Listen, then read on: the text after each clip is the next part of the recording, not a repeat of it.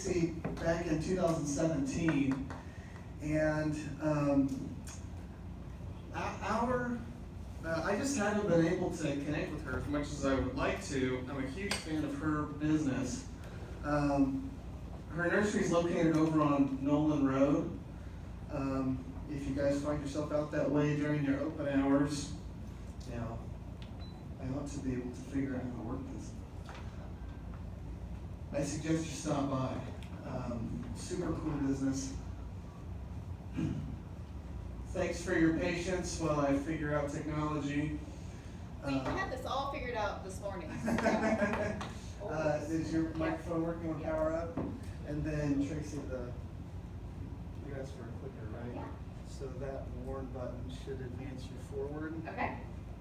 And take it away. Let's go ahead and we'll start it. How's everybody doing today? Great. Good. It's a beautiful Sunday afternoon. Like Eric said, I'm Tracy Twombly, owner of Sow Wild Natives, located out on Nolan Road, actually really not too far from here. If you guys know where Farron Farms is, we're literally 3 houses south of them. The nursery's behind our greenhouse. The greenhouse is behind our house, I should say. And we've been there, this is going to be our 6th year there. And today I just want to talk to you about the benefits of native plants, and we'll even define what does native even mean. At the end of the presentation, when I talk about native plants and the benefits of it, I added a few slides about some native plants that are specifically great for bees, since I know that that's why you guys are here today. And all of the plants that I brought today are good pollen sources, which you know better than I do how important pollen is for the honeybees. All right. So I am the owner, propagator, educator, lover of plants. My husband and I opened in the fall of 2017, and that's us there on our opening day. This year, we're working on putting in a whole bunch of new gardens and things like that. So you can actually come, when you come to visit Sow Wild Natives, you get to walk around all the gardens and kind of see these things in action. So we definitely encourage you to come out and explore. And while we're speaking of gardens, I'm going to go ahead and put in a plug for our customer garden tour that we planned for this year. It's 3 weekends this year, May, June, and September. Actually, today is going on right now. So if you sign up, you can go to the June and September tours. And these are our customers who are opening up their gardens for you to tour, learn about their process, what worked, what didn't work, and just see the plants in action. And when we plan it in the future, we'll be looking for new hosts if that's something that you think that you're interested in. So that's our gardens there. Our gardens have been designed by different people in our region. So we have a pond garden that was designed by Down to Earth Services and some friends, Courtney Masterson. This cute little, what we call Gnomeville garden over here was designed by a homeschool group that came in for a program. And these are the designs for a couple new programs that we have, gardens going in this year actually. All right, so what is a native? So I should probably define what I mean by native. And basically it's going to be plants that were here in Kansas or Missouri before European settlement. So since we're right here on the border of Kansas and Missouri, we do both. It's not like nature has a dividing line. We try to collect our seeds as close to the Kansas City area as we can. And we do that because we think local ecotype is important, meaning that these plants have been adapted to our region, or the most adapted to our region. We also plant what I call a straight species, and we're going to talk about what is a straight species versus what is a cultivar. In my opinion, a cultivar is not a native. So this we're gonna talk about selection and hybrid. There's two different kinds of cultivar. There's selection and hybrid. So a selection is when somebody goes out and they find this plant that they think looks really cool. Maybe it's a white flower when it's usually a blue flower, or maybe it's shorter, or some kind of variety that we physically think is attractive. So we split it, we take cuttings from it, so that it's basically a clone of that. There are a few selections that also are from seed. I don't mind those as much personally, but because there still has some genetic diversity in them. And then there's hybrids. So hybrids is when us humans take two different plants and we breed them together. And I'm gonna use a pretty common plant that probably a lot of you have seen, the Echinacea purpurea, purple coneflower. And right here on the left, yeah, your left, is a straight species Echinacea purpurea that we've grown at our nursery. And then these other two pictures are ones that I pulled off of another nursery's website online. And you can see that they look quite different from the straight species. These are extremes, I will say. There are other cultivars that aren't as extreme as this, but just to kind of give you an idea of how crazy we can get with our cultivars. When you're at the nursery, how do you tell what is what? One way is just to look at it. If you happen to know what the straight species looks like in nature, you can see those look very different. Another way is by looking at the name and the label. And in this middle one here, you can see it's Echinacea X. That X is indicating that it's a hybrid. Just think they crossed it with something. In the last one, you can tell it's a selection because it's been named. So it has like quotes around it. It's been named by somebody saying we have selected this as a pink double delight. Again, selections are something that can happen in nature, and somebody really likes it, so they clone that plant. I find this selection very interesting because to me that looks like Astor's disease. So I wonder, like, are you cloning plants with a disease because it looks cool and then spreading it? But anyway, that's kind of our background of what we plant at the nursery. And then why? Why do we do natives? And this is the part I like to talk about the most because our motto is really beauty and function. So the plants can speak for themselves with how beautiful that they are. But here's some of their function. So wildlife. The main benefit I enjoy from natives is the wildlife. So I love the butterflies and the bees. We have skinks in our garden, which I think are so much fun. Frogs and cicadas. The fireworks of fireflies, and oh yeah, I love turtles. So having all of those, we literally have all those things that I just mentioned in our gardens at Sow Wild Natives, and we just have a few small gardens, so it's going to just get even better as the gardens expand. These native plants produce the nectar, the pollen, the seeds, even the nutrition in its leaves that serve as food for birds and butterflies, bees, mammals, insects, all kinds of wildlife. There are specific reasons why we get to enjoy these species more in a native garden than in a non-native garden. So these plants and animals have evolved together over centuries, right? So they have adapted to each other over time, so it's going to serve them better. Some of them have created relationships so specific that they are what we call specialists. Here's just one example of a specialist. This flower is called a closed gentian.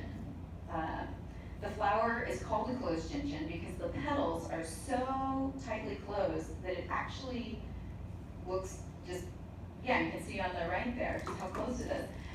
The only thing that can pollinate that, who's strong enough to pull those petals apart, is a bumblebee. So this flower depends on these bumblebees to pollinate it and so that it can reproduce. That is a specialist relationship. Here's some other specialist relationships. So we have blue sage bees. So blue sage is a native salvia, and there's a bee that requires that blue sage. That's the only thing it eats for its needs for its babies. The one that we talk about the most these days is the monarch caterpillar milkweed. I'm guessing most of you have heard that. The caterpillars have to have that milkweed leaf to eat, to grow. And the other one is swallowtails. This one is specifically the spicebush swallowtail, but the zebra swallowtail has to have pawpaws or some kind of tropical plant in that same family. And these, again, have evolved over many years together. Oh, I did want to mention, as we're talking about this relationship, if any of you are avid readers and need a good nature book, I definitely highly recommend Doug Tallamy's books. And most recently, or not most recently, maybe it's like 2 books ago, he wrote a book called Bringing Nature Home. And he studied the amount of Lepidoptera, and that's butterflies and moths, that are supported by different kinds of trees, different species of trees, both native and non-native here in the U.S. Well, actually, he's in the New England area. We share a lot of the same native plants as New England. And the study shows that our native trees are much more productive at producing food and habitat for those Lepidoptera, which means more birds and all the way up the food chain. Everything starts with those little insects that are supported by our trees. And again, it goes back to the fact that these animals and plants have evolved over so many years. Another book of Tallamy's, Nature's Best Hope, talks about how us gardeners can actually be the solution to lost native habitat. You can even go onto his website and sign up to be a part of his, what he calls the homegrown national park. So we could be the largest national park in the world if we combined all of the habitats in our backyard. So, bottom line, natives are better for our ecosystem. They support more life and diversity, which I believe is important for our future. And, as you know better than I, pollen is essential for honeybees. And back when we were talking about the cultivars, there are some studies to show that some of the cultivars don't produce pollen or nectar at the same rate, or like those double petaling ones, the insects can't get in there. And ultimately, there's just not enough research out there to really support whether cultivars are better for our insects. And even if there was research, there's just things out there that we don't even know or understand. Like, we might pick a plant that is more drought tolerant to put in a certain space, but we don't even know that it's more drought tolerant. You know what I mean? Like, there's these invisible benefits or things that we don't even know about, these benefits that we could be selecting out of the species if we keep selecting. And that is why the genetic diversity is important to us. Did you have a question? I was going to ask you to spell Doug's last name. Tallamy, Tallamy. Thank you. Yeah. No, it's fine. Yeah, feel free to ask us any questions you want. All right, now we're going to go into even more interesting benefits. Benefits that are even more unseen than the wildlife benefits. Native plants are hugely beneficial for preventing soil erosion, the capture of carbon in the soil that can prevent flooding, as well as storing carbon below ground. So I love this picture here. This compares, and maybe some of you have already seen this before, but this compares the root systems to lots of different native prairie plants. And some of them even get like 15, 20 feet deep, if you can even imagine that. Over here on your far left, if you can see that little plant up there and the tiny little root systems, that's fescue. what most of us have in our yards, has very, very little root structure. Well, because of this root structure, as you can imagine, the roots as they die in the cycle of root life, and actually I'm going to go to the next screen just to kind of show you this study, which might be a little hard to imagine. I'll walk you through this here. A lot of times we think of those long root structures as good for fighting drought, which is true. But even more important is, as those roots develop, they are creating space in the soil. And as they die, they're creating space in the soil and these oxygen pockets. And those oxygen pockets are able to hold more water, and you have more microbial activity, those tiny little bugs that we can't even see in the soil, that are creating this organic matter, which works more like a sponge to hold water. Okay, so let me explain what this slide is showing here. In October 2011, the October 2011 edition of the Journal of Surface Water Quality Professional Stormwater Publication, I know you got all that. Scott Dirks published this picture from a scientist named Finney. It's a 3D map of the soil porosity for the first 30 days of plant growth. So over here on the left, you can see the brown represents really just like that soil structure. I want to make sure that I'm getting it right here. And then as the roots grow, you can see the blue spaces increasing, and those blue spaces is again where that root development is expanding and creating more of that fungal activity and root zone. It's basically making pockets in the soil. And like I said, those pockets in the soil can retain more water. And honestly, I personally feel like this is our future for preventing flooding and just our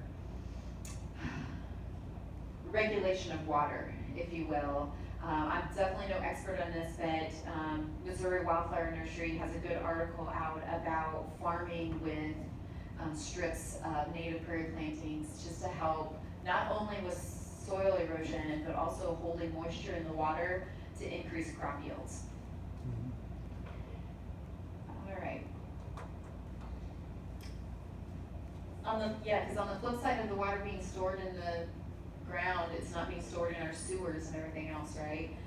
So another thing that's being stored in the water, or in the ground, and besides water, is carbon. So this is a illustration created by Ohio State. It shows where carbon is stored in the Great Lakes forest. We often hear people talk about how forests are a great carbon sequestration because of the amount of carbon that is stored like in the trunks of the trees, right? I don't know if you've heard that, but that's some people talk about that.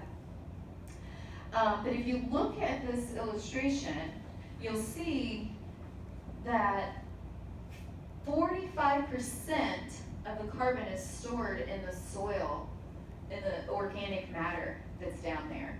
We just talked about that the more root systems that are in the ground, the more organic matter you have in the ground. So not only is it storing water, it's storing carbon. So actually our prairies, and Missouri is a great prairie state, and we're hoping to help preserve some of those prairies, is holding a lot of carbon in the soil as well. And we can do this in our backyards on a much smaller scale, but again, going back to Doug Tallamy's point of if we all do at least a little bit, we could create the biggest prairie possibly in the whole country.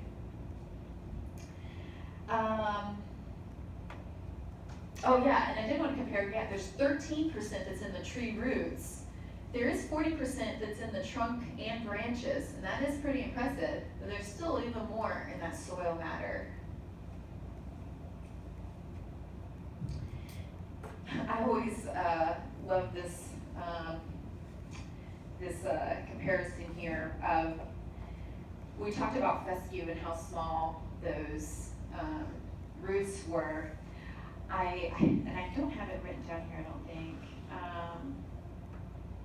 Somewhere I heard that, this is hearing, maybe I shouldn't even say it, but there was some study that talked about runoff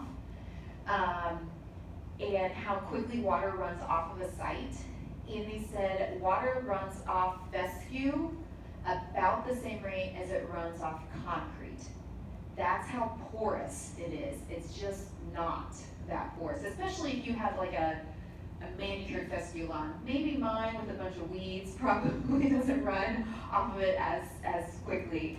But when you think about that, there's 31 million acres of fescue. It's actually the largest area of irrigated crop in the US is fescue.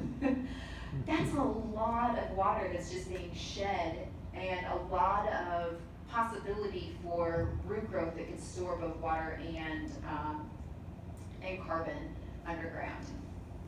So those are some benefits that, yeah, maybe you never thought about with native plants, or have never really seen with native plants. And since this is probably what you really came for, is for me to tell you how are these going to benefit your bees, right? So I put together just a really short list of some of the native plants that would benefit honeybees for their pollen content. So some of the things would be like shrubs. Shrubs are some of the best early foods for pollinators. A lot of the shrubs bloom out before a lot of the forbs do. Some of the native shrubs include serviceberry, eastern redbud, plum, crabapple, hawthorn, which I have some of here today, viburnums, blackberries even, and ninebarks, and more. And then some trees for later spring food, such as the black locust, the tulip trees, black cherry, northern catalpa, American chestnut. There's lots of trees that will bloom a little bit later in the spring as well, because that really early spring is sometimes really tough, unless you have a field of dandelions. You know, there's not a lot of choices in this early spring. Sorry, did you get that? There you go. All right, bee balms, Allomonardus. It's called bee balm for a reason. And we have 3 different types of bee balm at the nursery. One blooms earlier, one blooms really early. There's an annual that blooms really early, like right now. And then the Bradbury bee balm, and then a taller one that blooms in the summer. Coneflowers, any of the Echinacea or the Rudbeckia species are great pollen sources for pollinators. There's yellow and purple are the typical colors of the coneflowers, both the Echinaceas and the Rudbeckias. Mountain mints. Mountain mints are workhorses for pollinators. We have a slender mountain mint and a hairy mountain mint. They bloom about the same time. Maybe it's like they have an overlap, slightly different. I know I have one of the bee boxes that I created that has one of each in it, because these are good pollinator plants. Blazing stars. This is my logo. This is part of my inspiration, is having one stalk of blazing star in my backyard and coming out and counting. It was over a dozen monarchs, but the amount of beetles and bees and everything else was almost uncountable just on our one stalk of blazing star. Just a beautiful plant that's like candy to pollinators. Goldenrods. Now, I don't know how many of you are going to ask, isn't that what makes me sneeze in the fall? The answer is no. It's a myth, actually. So goldenrod blooms late in the fall. It blooms at the same time as ragweed. Yes. Ragweed is wind pollinated, and since it's wind pollinated, it doesn't need a pretty flower to attract any pollinator insects. And since it's wind pollinated, it ends up in our sinuses and makes us sneeze. Goldenrod, since it blooms at the same time, and you notice its pretty flowers when you don't really notice the flowers to the ragweed because it's pretty unassuming little flowers. Everyone blames the poor goldenrod, but don't hate them. It's a great pollinator source, a pollen source in the late fall when there's not a lot of other things. Asters is the other one. Really gotta have an aster to get you into late fall. Some of the asters will bloom even later than the goldenrods, but the astered goldenrods definitely must for fall if you have a pollinator garden. And then I grouped all of the yellow, or not all, but a lot of the yellow composite flowers together, because there's a lot of species, the coreopsis, the helenium, the helianthus, the silphium, the verbicina, all kind of look a little bit sunflowery, if you will. All of these are also great pollinator sources, and I'm sure several of these have pollinators on them. It's hard to take a picture of these plants without a bee on them. These are some resources that I would recommend if you are looking to get into more native plants and do some more research about that. So Missouri Botanical Gardens is just a great resource about habitats. Missouri or Prairie Moon Nursery, I forget who was telling me they were going to start trying to grow from seed on their own. Prairie Moon Nursery is a good one, and they will tell you all about stratification, which is the process that native seeds have to go through to germinate. The Missouri Prairie Foundation, Grow Native, local organizations. Deep Roots is a Kansas City organization focusing on native plants. And there's Kansas Native Plant Society, Missouri Native Plant Society, and Midwest Regional Council is a Kansas City organization that will have lots of good resources. I did want to just kind of give you a brief introduction to what I brought over here. So I have a selection of plants that come in our 1.5 pint pots that are $6 each. I just built the tax into it for this event just to make it easier. And then I have a few what we're calling bee boxes. They're basically pre-designed by us, $100 for 14 or 15 plants, depending on whether there's a shrub in there or not. And each box has these little pieces of paper in front of them that tells you what's in the box, when they bloom, and how much space they take. So for those of you who are overwhelmed maybe by gardening and you're just not plant people, you're bee people, I thought we put together a few gardens for you to get started. And again, we selected those specifically for pollen bee source plants there. I think I mentioned that we have the customer garden tour going on. I do have some flyers over there that has more information about that and a map of where we're located over on Nolan Road. If you make it to our website, we have a products page which tells you all of the products that we have currently in stock, all the species. You click on the name, it'll take you to a page that tells you all about that species that helps with planting your gardens. But that is all I had to share. Do you guys have any questions? All right, well, thank you so much for, yeah. If you don't mind. No, don't mind. You talked about water retention. Yeah. We've got that nasty clay just everywhere. Is there a good plant that helps pollinators and can help break up that clay into like a better loam? So, what's interesting is a lot of these plants, they're adapted to this area, and I don't even think I mentioned they're adapted to our soil conditions too, right? People talk about when you plant our native plants, what kind of amendments do you add to the soil? None. We just plant it and let it go. Over time, one of the reasons why our region is so fertile is because we've had prairies for how many years building up that soil. It's not gonna happen overnight though.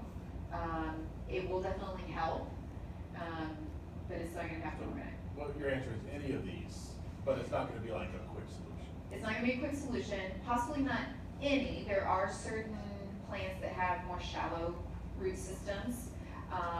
But when I think of the general taller prairie plants, those roots are going deeper. But even the plants that have the shallow roots have purpose there too. their filler roots at the top. Even the other plants that have a really long root structure, you see they have tons of, there's a word for them and I can't think of it right now. The roots that are closer to top, they're a lot thinner, whereas the roots that go deep are a lot thicker. They're both important for the plants as well as that entire system that is underneath the ground that we don't even see. Did that answer your question? Yeah. Kind of the reverse of what he's saying. We have native plants, but they get so tall, they get so big, you know, and of course they go everywhere. But do you trim them back like June or so? And Some of them I do, yeah. Some of them I want to go tall depending on the space, but especially the later blooming plants, the solidagos, even the tall monarda, by July 1st at least, I would trim those back. Something for the monarda probably closer to June 1st. I'm gonna try that this year with the salvia, the blue sage, because it can get really tall, and sometimes when they get tall, they can get floppy. The echinacea is for you. And this was also interesting, and also why some of our max height measurements, people are like, well, this isn't true. Well, it's because it's based on, this is how tall they typically get in nature. When you think about nature, you think about a square meter of space in a prairie, and how there are dozens of plant species in that square meter, fighting for nutrition, fighting for water, fighting for sunlight. You put it in the garden, and all of a sudden it has all this nutrition, all this water, all this sunlight, and it's like, whoo, party time. Like it's massive, and it flops over. Yeah. So some of them you can trim back the earlier. Sometimes that'll help you get a bushier plant too. You can tie them up or stake them up, or plant really densely. Make them fight for it. we also have we planted a prairie down in Olympus, and we had to fight locust trees to kill out that, but we're doing that, and they're pretty, you know, they've got the dead stems of the locust trees, and we were going to mow early, but we didn't get it done, but all the milkweed is up, if we mow it now, that's gonna kill it. Yeah, if you mow milkweed now, here's, possibly, but possibly not. She's asking if we mow milkweed now, is it gonna kill all the blooms? So, we have 92 acres out near Powell Gardens, which is the conservation land that we're putting in, or that we have established for the last 10 years. We do have a couple plots of that is still just hay, for our access roads and stuff like that. We have spider milkweed that comes up in there, and I'll be honest with you. So the conservation land came before the nursery, and that was actually kind of my inspiration for the nursery. So I did a lot of learning out there. One of the things I thought spider milkweed bloomed in the fall. I just thought it did, because that's when it bloomed out there. Well, that's because we had it mowed, and it's supposed to bloom in the spring, but since we mowed it, it didn't bloom until the fall. So I can't promise that it might bloom later. Maybe it will. If you have large acres, another thing you might want to be cognizant of mowing times is ground nesting birds. Because ground nesting birds through, what is it, about now, they recommend that you don't mow until they're done, because you could kill some birds. But that's another topic. Thank you. Yeah. Questions? All right. Yeah, did you have a question? No? I'll be around, welcome to buy some more plants and ask some more questions.